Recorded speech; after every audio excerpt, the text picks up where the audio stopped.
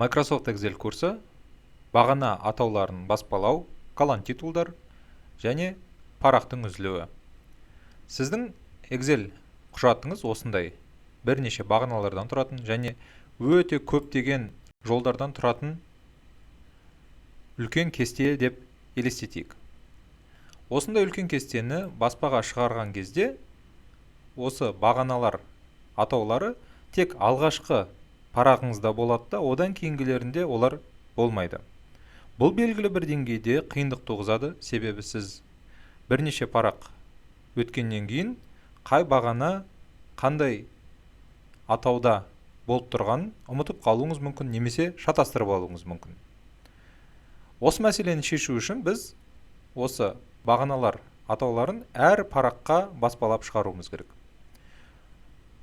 Осы мәселені орындау үшін разметки страницы бөлігіндегі печатать заголовки батырмасын басамыз. Бізде ашылған терезеде сквозные строки деген бөлік бар. Осы жерге курсорды басып, кейін біздің құжатымызға барсақ, бізде тінтуірдің белгісі курсорымыз өзгеріп кетті. Ол сондай бір бағытшаға ауысты. Осы бағытшаны біз өзіміз қалаған жолға басатын болсақ, ол жол толығымен ерекшеленеді. Енді біз ОК батырмасын басатын болсақ, осыдан кейін біз баспаға барсақ, әрбір баспадан шыққан парақта біздің бағаналарымыздың атаулары жазылып тұратын болады. Енді колон титулдарға келетін болсақ, ол үшін біз разметки страницы қарау режиміне ауысымыз керек. Алдыңғы сабақта біз осы режимді қарастырған болатынбыз. Осы жерде бізде бірден жоғарғы және төменгі колон титулдарды қосу мүмкіндігі бар. Төменгі колон титул әдетте парақтың номерін жазуға және тағы бір басқа мақсаттарда қолданылады.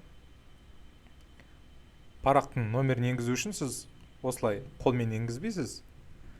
Арнайы номера страницы бөлігіне басып, әр парақтың реттік нөмірін осы жер арқылы қоя аласыз.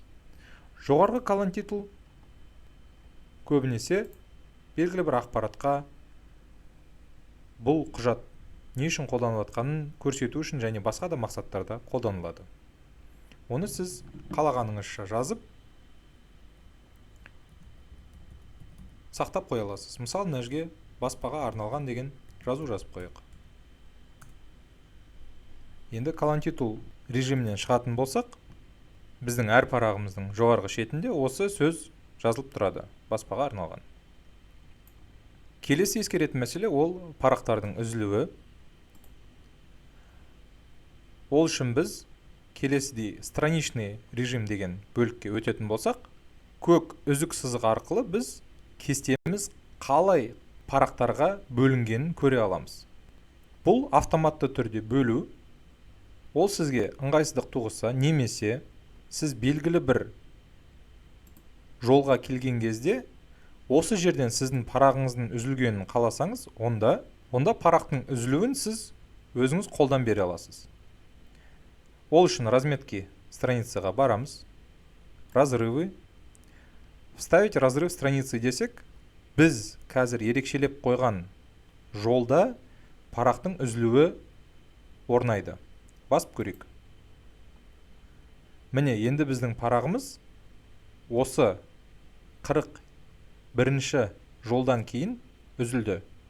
Соған сәйкес, әрине, біздің жалпы құжатымыздың парақтарға бөлінуі сәл өзгерді.